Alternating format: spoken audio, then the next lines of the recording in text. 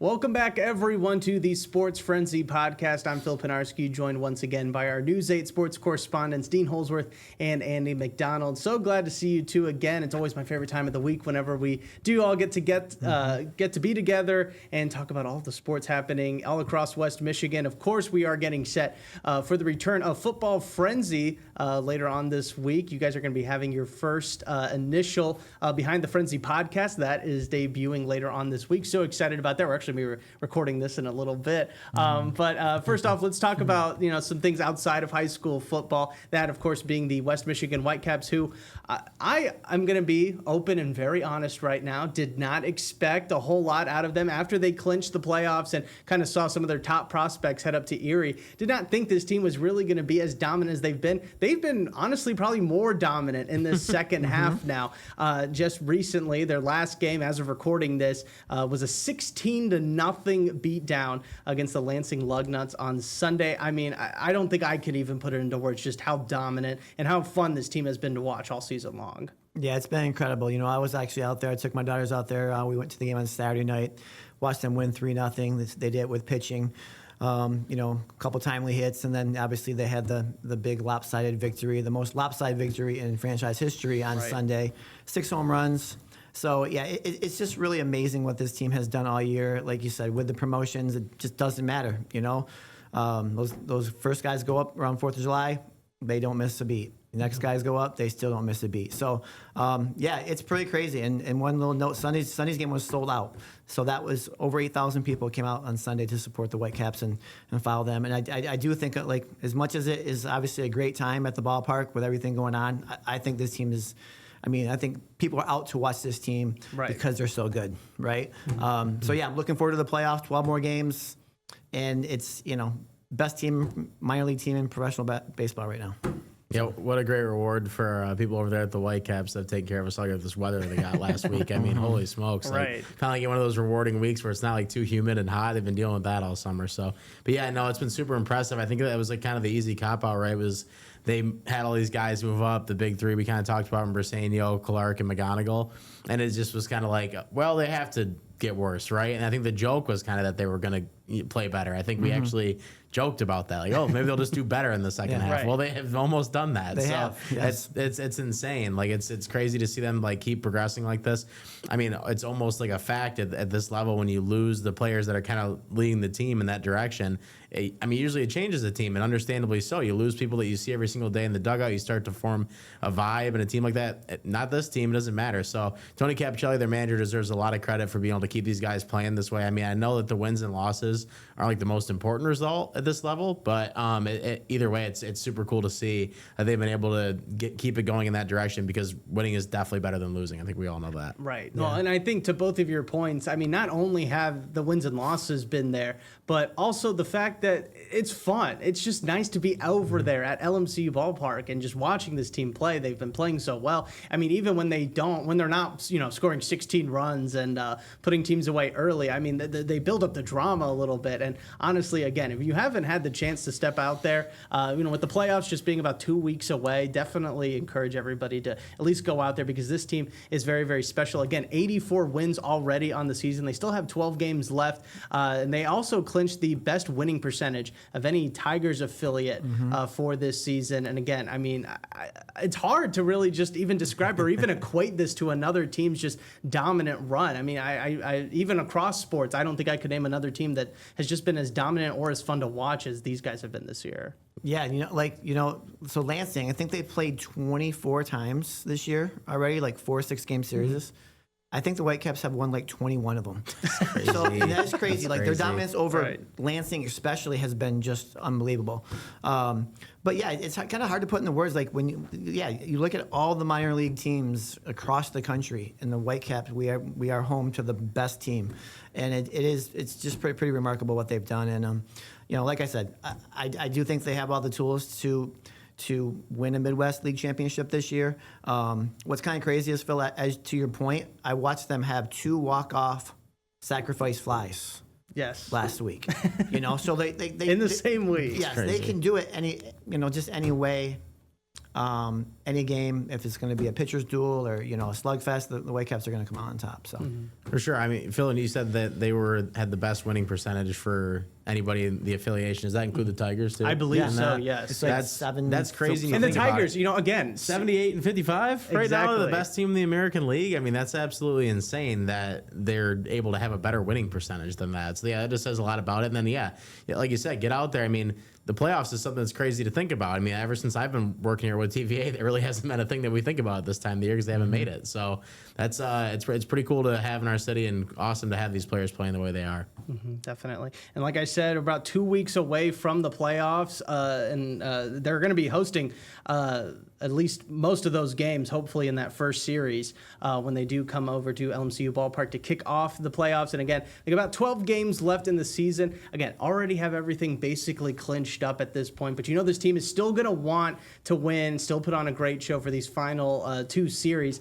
With these final 12 games, though, they could get up to 96 wins if they were able to win all 12 of them. Don't think that's going to happen. Realistically, though, how many of these games do we think that they might be able to squeak out? I mean, what's that final win total, I guess, for this team? They're at 84 right now with 12 games left. I'll go 7 more. I'll go 7 more. I'll go 91. 91 wins. I was going to say 8 more. Okay. 8 more. Okay. 8 more, They're on a so- 7-game winning streak right now. You They think are that continues? the longest of the season. Yeah, right. So maybe they tinker off a little bit, but every time that we say that, it doesn't happen. I know, we're always- So they might yeah. just win all 12, honestly. That momentum has just been going all year. Like they haven't had, literally, they have not had a Right. letdown. It's crazy. And I feel like, we've gone a couple of weeks without talking about them, but that's just because they have been so consistent. I mean, even Yeah. when they drop a game, it's like, okay, we're about to go on a 4-game winning streak. A little bit different with the Tigers. I know the Tigers have picked it up a lot in the past couple of series, so definitely good to see there. And I feel like it is pretty contagious all throughout the organizations right now with everybody in the Tigers organization.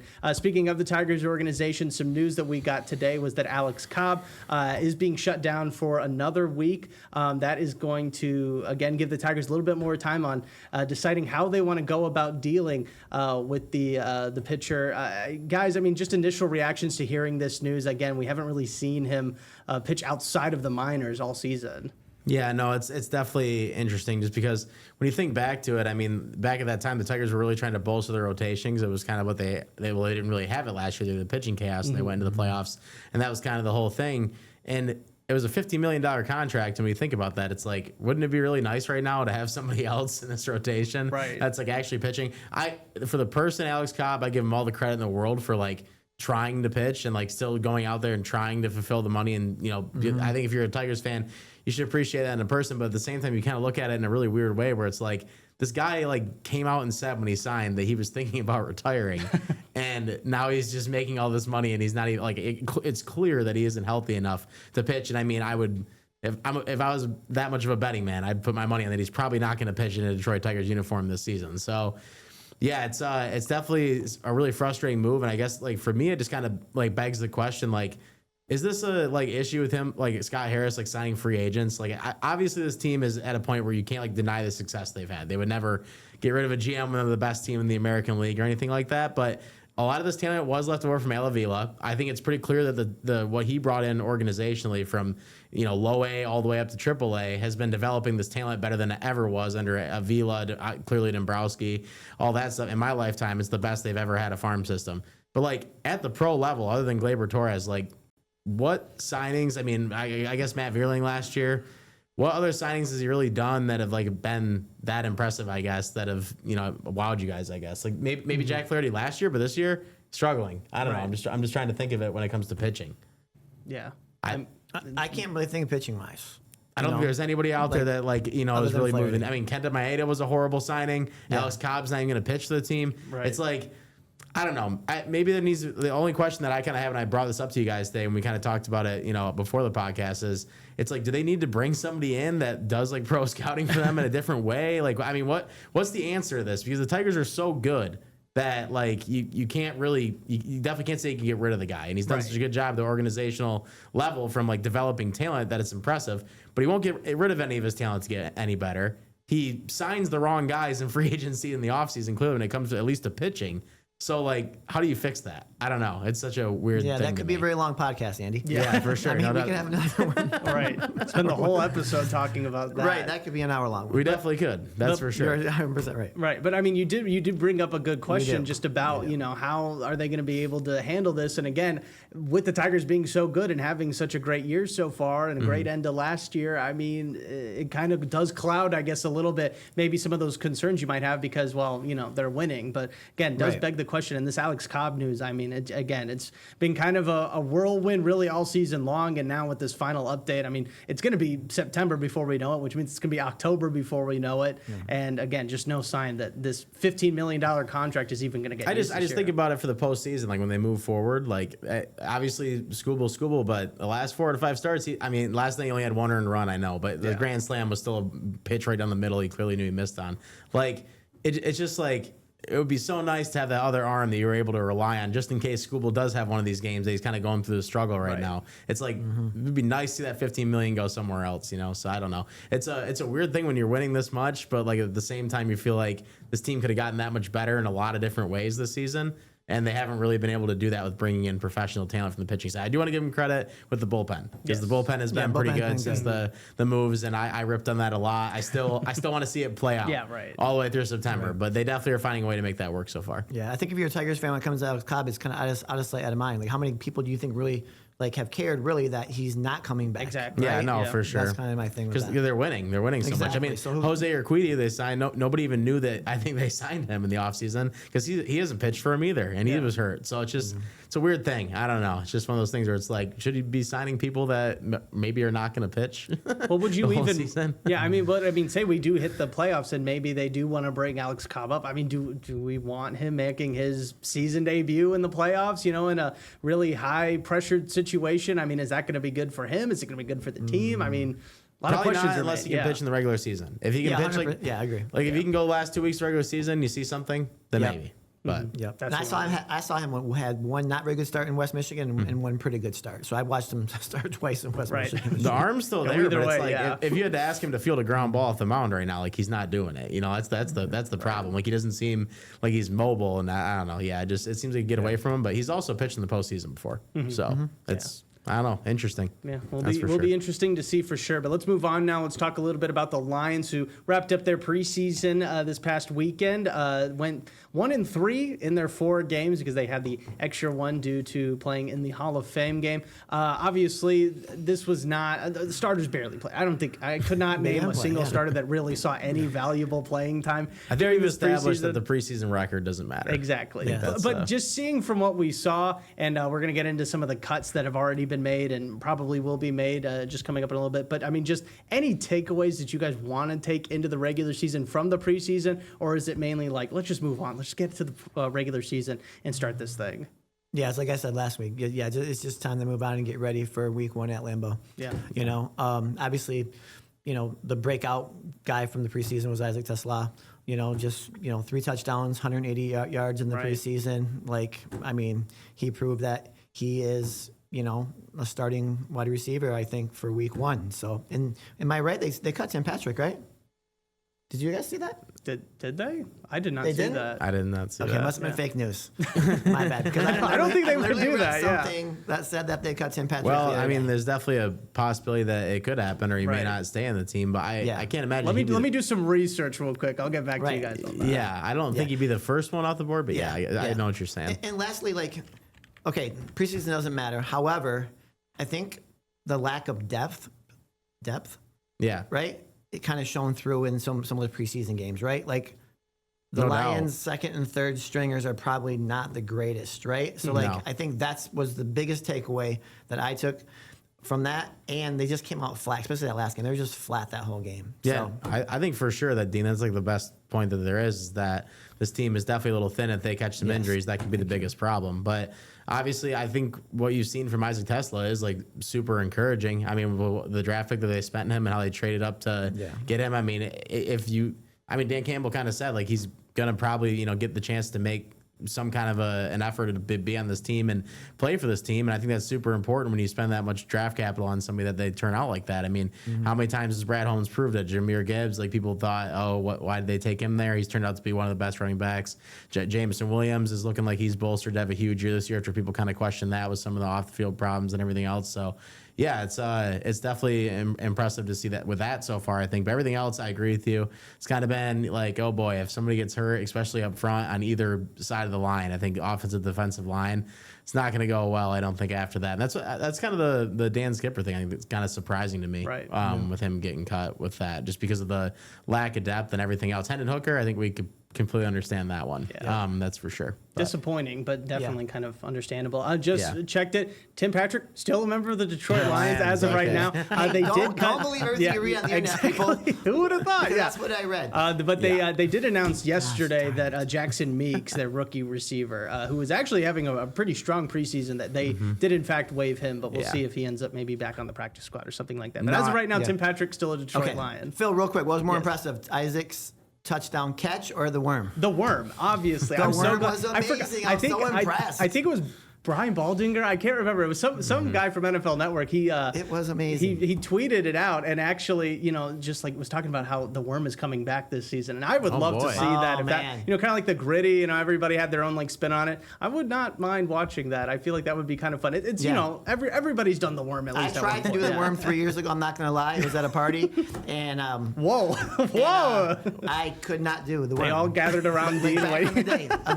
That's pretty accurate. No one should be calling me the young one in the show. I could do it. At 50-some years old, I felt like I could do it, and I literally could not do it. So that's just my age showing. Right, but back in the day, I was breakdancing like crazy.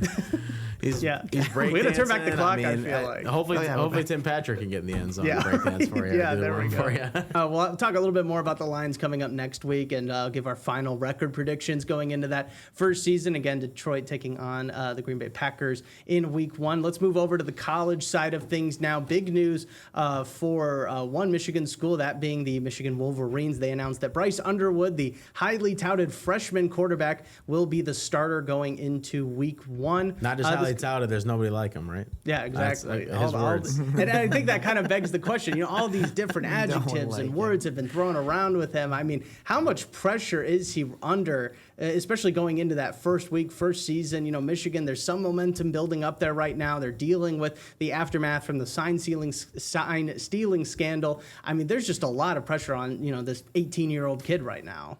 Yeah, I mean, I think when you start off by saying that, you're open to the pressure, at least. I mean, people can take it how they want. Obviously, a lot of people that don't like Michigan, that's always going to be he's just arrogant. And maybe he is. I don't know. But, it seems like he's willing to take all that pressure. He's accepting it. It's still crazy to me every time I say this, but he knows how much he's making. Yeah. So there's a lot of money on the table for somebody, whether he's 18 years old or not. So yeah, it doesn't matter. I mean, he could play for any school in the country and people have their eyes on him, but Michigan's one of those schools that everybody's going to watch. You just mentioned it with the sign stealing thing. It has nothing to do with this team or anything going forward. I mean, I guess Jerome Moore is still technically the coach and he was a part of that, but yeah, it's a lot of pressure on him no matter what. And when he goes out, maybe this week he'll be able to make a few mistakes and be okay. But he's got to learn really quick by week 2 when they go to Oklahoma.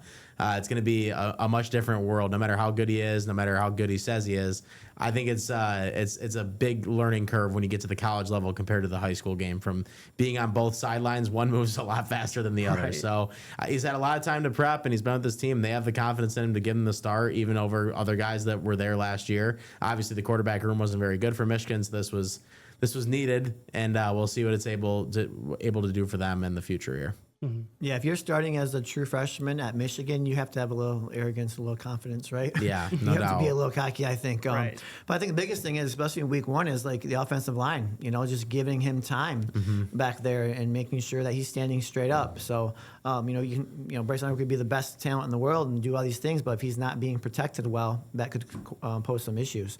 So I'm looking forward to seeing what he can do. Obviously, best freshman, quarterback to come out of Michigan ever is what they're saying. Yeah. So, we'll just see how it plays out. I think there's a difference, though. When I was growing up, it was always every year. It was there's some quarterback prospect that they were going to get that was going to be so good, and it never actually happened. It was always somebody that wasn't as good as they were supposed to be.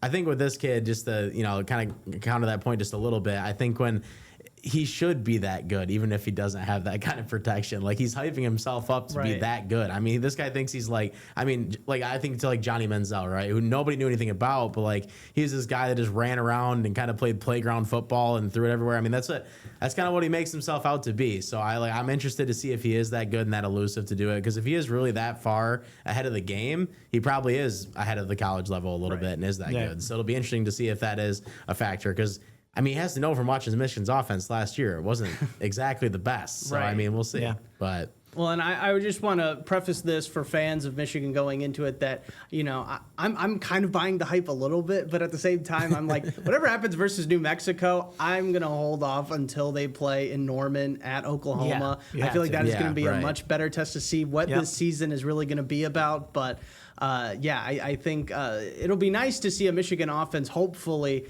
seem a little bit more up with the times. Again, last year the quarterback play really just, I felt, hindered this team from getting anywhere close to where they were just a year ago. I think even against New Mexico, like even if he looks good, like say he throws 4 touchdowns and runs one in, I think you can take less from that than if he goes out there and throws 3 interceptions and looks absolutely horrible. That's going to be like, oh boy, next week's probably going to be really, really bad. I think either way, even if he plays really good, it's still going to be, let's see what happens at Oklahoma. You know, first and foremost.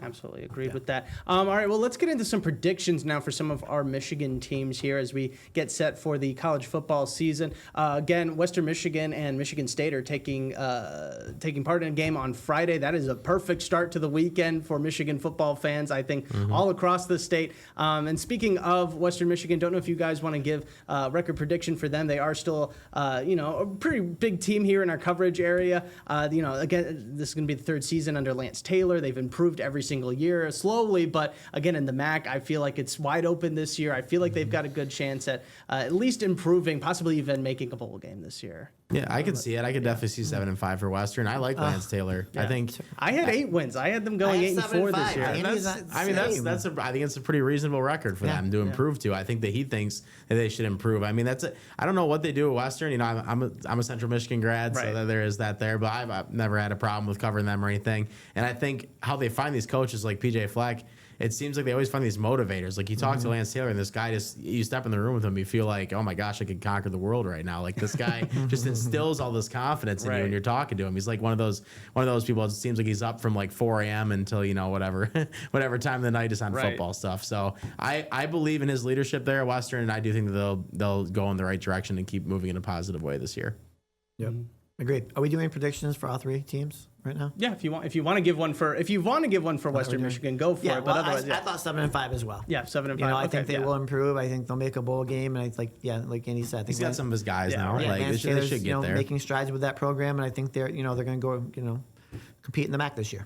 Yeah, no, definitely. That was my fault. I told Andy and Dean just to worry about Michigan State and Michigan, and then I was like, oh, wait a minute. Throwing a curveball. I've always got my Western Michigan prediction ready. There we go. Fill with a curveball. Exactly. Yeah. All right, well, let's move on to Michigan State now, something you guys did get some time to prep for, a little bit of a heads up on. Second year under Jonathan Smith, went 5-7 last year. This year, I mean, what are you guys thinking? Personally, I'll go first. I have them going 7-5. Or 7-4, 7-5. I can't do math today. I apologize. I do have them losing to Iowa at the end of their year, but I do think that they have a pretty good shot at maybe beating Indiana and Bloomington this year. I think that would be, it's a hot take, upset, kind of looking deep into the future. But again, 7-5, I think they do reach a bowl game and again continue that upward trajectory that I think a lot of Spartan fans expected when they got Jonathan Smith. Dean. I think they're going to go 6-6. I got to give you the chance this time. I can't say a prediction. So I think 6-6. I think they're going to make maybe a 1-game jump, but I just don't think there's a lot of talent on this Michigan State team. I mean, other than wide receiver with Marsh, but I don't know. You have to give them the ball, and your defense has to play well. So I don't know. I don't know about your take. I don't know if Indiana's going to be good again, Phil. I'm going to tell you this. So I agree, but you don't think? I mean, their teams fall all the time. I think again, I think Michigan State's going to be that team that nobody's really paying that close attention to, but just keep stacking up the wins. And you are 100% right. No one's paying attention to Michigan State. So if they come out the gates, I mean, you're the one who said a few weeks ago that they're going to start like 6 or 7. No, that was or me. Was that you? That was me. That was possible. I'm going to go with that. Okay, go ahead. I think that Michigan State is going to go 8-4 this year. I think they're going to get 8 wins. I really do. And you called me crazy. I I think this is the year that Michigan State fans mind-boggled. finally get over the hump again and don't have to like hate their life when the season ends. I really do think that there is some progress this year, because if it isn't now, when is it going to be for Jonathan Smith? I know it's so fast and doesn't seem fair, but with a new athletic director, I feel like all the pressure in the world is on him. And if he's got these guys rallied around him, I think we're watching right now on the screen, Child. I think he's a better quarterback than he got credit for, and he's had another year to work in the system with these guys. I think they could be better. And again, this is just what I think. I mean, you look at the first games. You got Western Michigan, should be a win. Boston College, think they can win that game. Youngstown State, I mean, that's 3-0 right there, right? You got USC, Nebraska, UCLA, and Indiana. I'm with you. I think they're going to upset Indiana in that game. I think Indiana's going to get a little bit of a rude awakening this year. They're not going to be that good again. I don't see it. People now know about Indiana. Yeah, exactly. Like they're going to be paying And attention. their coach was making some people mad in the offseason and stuff. So I think that there's going to be a lot of bad blood out there, and a lot of people are going to want to show them who they really are. You know, I don't know. Maybe they are that good. Maybe we live in a world where Illinois and Indiana are good now. Who knows? College football is in a crazy place. But exactly. I do think that Michigan State finds a way to get I think once they get around the Indiana mark, that's when they're going to run into some problems, and talent might just kind of take over, and they'll get some losses. But I do think there's progress this year enough to keep Jonathan Smith around. So I'll live and die on the hill. Okay. I think they're going to win 8 games this year. All right, awesome. Well, then, I mean, I'm scared to go into this topic now then about Michigan if we think that, if my predictions are maybe giving a little bit too much grace. But Michigan, I'll go last this time. How about that, Dean? You can go first. Okay. Michigan ended the season on a 3-game winning streak. They beat 2 top 25 teams in Ohio State and Alabama. Really great end of the season. A lot of hype. Obviously, we just touched on Bryce Underwood being named the starting quarterback. They do have a lot over their head right now, of course, with the sign stealing scandal. What do we predict for the Wolverines, Dean, going into 2025? I'm gonna say 9-3. Okay. And they'll be the third best team in the Big Ten. Third best team behind Ohio State and Penn State. And I'm they assuming, make the playoff. They do make the playoff. They do Okay. make the playoff. Okay. And 9-3 just because of the strength of With schedule. 9-3 at that strength of point? schedule. Yep. What teams do they beat? That gives them the. I'm just interested. To think. Do you have them losing to Ohio State? Everybody except I think Ohio State. This has got to be Ohio State's year. Right? Like if it's not Oklahoma. And I do think that I know Franklin doesn't win big games, but Penn State. Yeah. For sure, I can see that. Yeah, I mean, I think those are the 3. I don't hate that. I'm with you. I have Michigan getting 9 wins. I think it's right around the same thing. I think that I can't really see it being any different than that. I think they find 3 losses somewhere in the schedule. I definitely think Oklahoma's a loss in week 2. Yeah. I think people are going to freak out when Underwood has a kind of mediocre to bad game, whatever it ends up being. I think people are going to be like, oh, he's not that good. I think by the end of the season, you're going to see a pretty good quarterback in that kid. I think he's got his head in the right spot. I think he's got a lot of confidence in himself, and I think Michigan. I do think that Michigan gets the job done against Ohio State again. Though. Okay. I really do. I think there's so much more motivation now, because I think all the years that Michigan was losing those games, it felt like it didn't mean enough to them. It felt like it meant so much more to Ohio State all these times. I think Ohio State's in a place right now where they're going to go out in that field and be like, we can't lose again. We can't lose again. And if Michigan isn't undefeated or whatever at that time, I think Michigan's going to go in the same kind of mindset. They're going to find a way to get the win again. I really do. I just think that's where the 2 programs are at right now. And I think Michigan knows that if they win this year after that sign stealing scandal, that would really put a lot of the critics coming from that state to bat against them. So I for some reason, I just see the game going that way again. So you have them winning 9 games, but beating Ohio State. What are those 3 losses? I think it's just kind of losses throughout the schedule. Yeah, I don't really have a certain spot. I just think there's going to be a week when they just kind of slip. I can see Wisconsin being a loss early on. I mean, I don't want it to be, but if Bryce is in the right spot, I do think that Michigan State could possibly beat them. I do think that's possible. So I think that there's just a couple of games like earlier in the season that kind of get them. I think by the end of the year, they're in a position where they're playing good and they're setting themselves up where everybody going into year 2 is like, oh, this team's going to be loaded, especially with that running back coming in. They just had commit a couple weeks ago. So. Yeah, I have them going 10-2. Again, kind of high on them. Okay. I do like what I've seen so far from this team. I do think they're going to try and just push everything, all the outside noise behind them, and then it's going to be an awesome. I feel like it's going to be a 1 versus 2 matchup. Come the Saturday after Thanksgiving against Ohio State. I think Ohio State might trip up against Texas, but I feel like the rest of their schedule, they're looking pretty good, and could, again, that 1 versus 2. I mean, that's what I feel like college football fans really want. That's always the best weekend of college football, right after Thanksgiving. They want a 1 versus 2 matchup in the Ohio State-Michigan game, I feel like. So I'm not going to give a prediction on that. I feel like that's for later on during the season, but definitely very excited about how that's all going to play out. So, well, great stuff. We're so excited excited. The college football is back. High school Can't football wait. is back. Football in general is back. It's going to be an awesome time. We're going to be covering it all right here on the Sports Frenzy podcast. And be sure to tune in to the Behind the Frenzy podcast with Dean and Andy to stay up to date on everything going on high school football-wise here in the state of Michigan. So Dean, Andy, thank you both so much for stopping by today. We'll see you again next week.